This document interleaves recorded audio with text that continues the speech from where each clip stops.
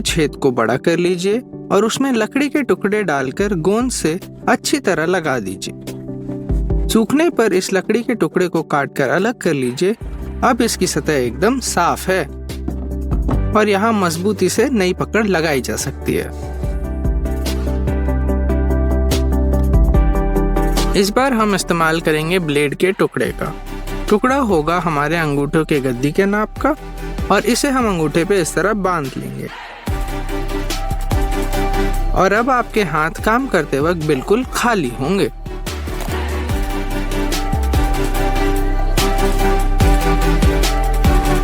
दीवार पे कील ठोकने में दिक्कत हो रही है? 2-वे टेप का इस्तेमाल करें।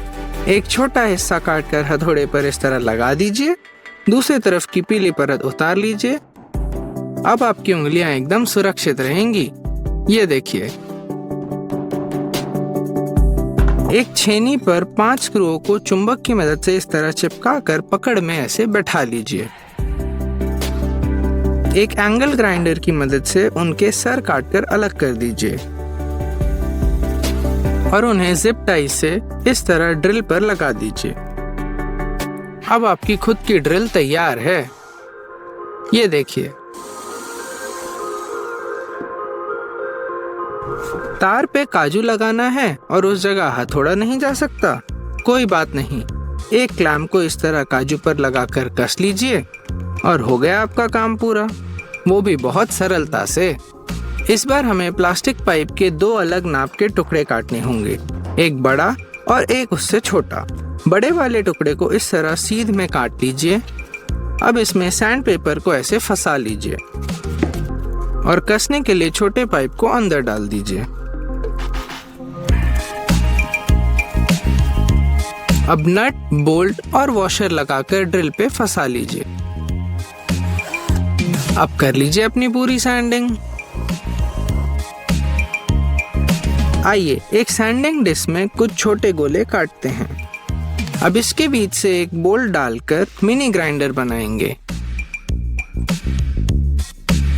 देखिए कितना आसान हो गया अब छोटे और बारीक चीरे लगाना।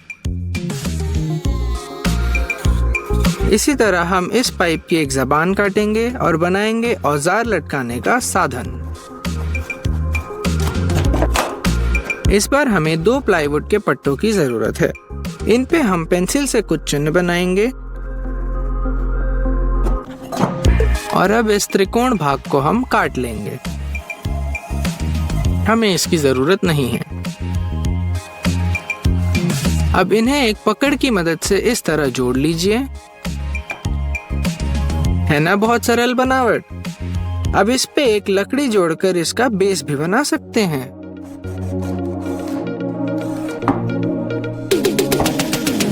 इस तरह आपका खुद का लकड़ी का क्लैंप तैयार। अगर आपके पास पतला तार नहीं है तो कोई चिंता की बात नहीं है। आप इस मोटे तार को पकड़ में फंसाकर ड्रिल से ऐसे घुमा सकते हैं और अगर और पतले तार की जरूरत है तो निकले हुए तारों में से एक तार को फिर से घुमा सकते हैं।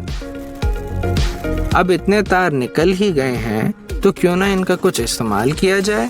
अब हम तो छेद करेंगे एक लंबे से बोल्ट में, उससे तार निकालकर इस तरह बोल्ट की मदद से जोड़ लेंगे। ये देखिए,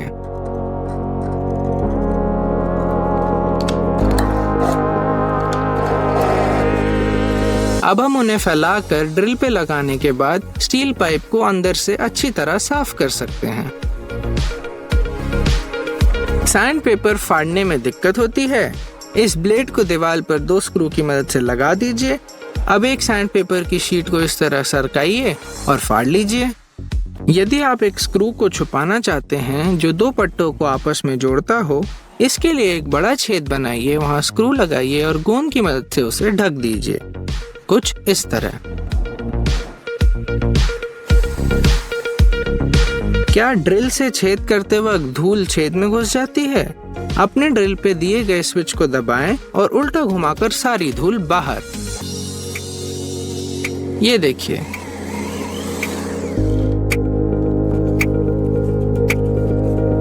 क्या आप अपनी झालर लाइट को अलग अलग रंगों में जलाना चाहते हैं? ले आइए रंग बिरंगे स्ट्रॉ और लगा दीजिए LED लाइट्स पर इस तरह। और तैयार आपका इंद्रधनुष। और देखिए,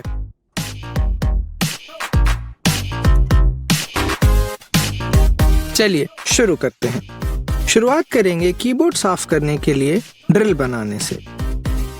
गोंद से ढक्कन पे ब्रश का सर इस तरीके से चिपका लीजिए। अब इससे हम कोई भी गंदगी साफ कर सकते हैं। ये देखिए। आइए अपने एंगल ग्राइंडर को सर्कुलर आरी में बदलते हैं। दरवाजे के पकड़ को इस तरह लकड़ी के पट्टे से लगा लीजिए और इस लंबे हिस्से को ग्राइंडर से चिपका लीजिए।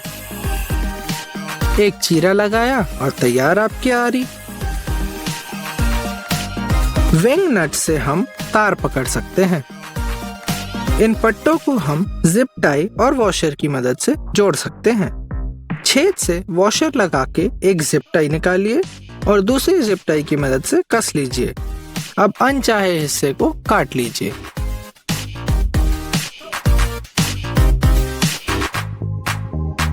प्लाईवुड के बड़े टुकड़ों को अकेले ले जाना आसान नहीं होता है। इसके लिए हम एक औजार बनाएंगे। सरिये को हम कुछ इस तरह आकार देंगे और इस पे प्लास्टिक ट्यूब लगाकर ग्रिप बना लेंगे। यहाँ हम देख सकते हैं कि किस तरह एक्सपेंशन एंकर काम करता है।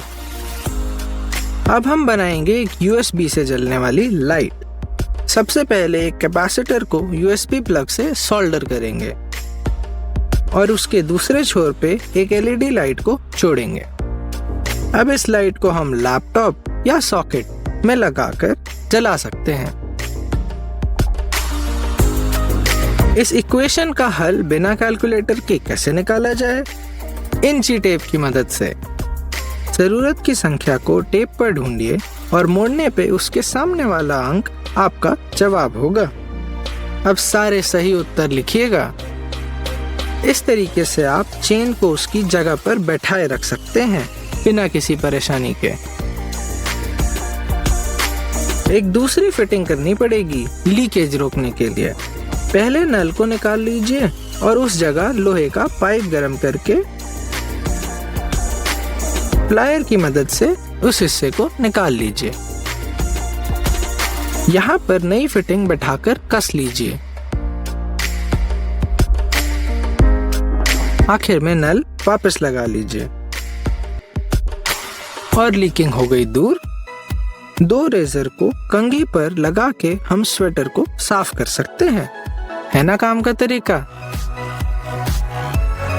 इस तरह निशान बनाकर हम पाइप के लिए सटीक गोला काट सकते हैं। पाइप की चौड़ाई का नाप ध्यान में रखिएगा। अब ड्रिल कर लीजिए। अपने अगले प्रोजेक्ट के लिए हम एक छोटा सा टेबल बनाएंगे, सिर्फ लकड़ी और स्क्रू की मदद से। लकड़ी के पट्टों से पैर बनाने के लिए उनको स्क्रू करके इस तरह काट लीजिए और ऊपरी हिस्सा बनाने के लिए एक पूरा गोला। अब स्क्रू से इन्हें जोड़ लीजिए। हम कोनों को चिकना करने के लिए एक समान नाप का पट्टा काटेंगे और इसे इस तरह चिकना कर लेंगे। 2 वॉशर की मदद से हम रस्सियां जोड़ने की क्लिप बना सकते हैं। दोनों वॉशर में एक एक खांचे काट लीजिए और उनमें एक बोल्ट बैठा लीजिए।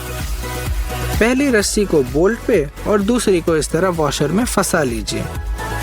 लगता है इस पाने से ये ढक्कन नहीं खुलेगा। आइए लकड़ी और रस्सी से कोशिश करते हैं। आज के आखिरी प्रोजेक्ट के लिए हम एक मजबूत मीटर जोड़ बनाने वाले हैं। शुरू करने के लिए 45 डिग्री के कोण पर 2 लकड़ियों को जोड़िए। अब पेंसिल से तीसरे भाग के लिए निशान बनाइए। आरी से इसे काट लीजिए और छेनी की मदद से साफ कर लीजिए। तीसरे भाग को यहाँ पर गोंद से चिपका दीजिए और सूखने के बाद अनचाही लकड़ी को काट लीजिए। सैंडिंग और वार्निश कर लीजिए और सब कुछ तैयार।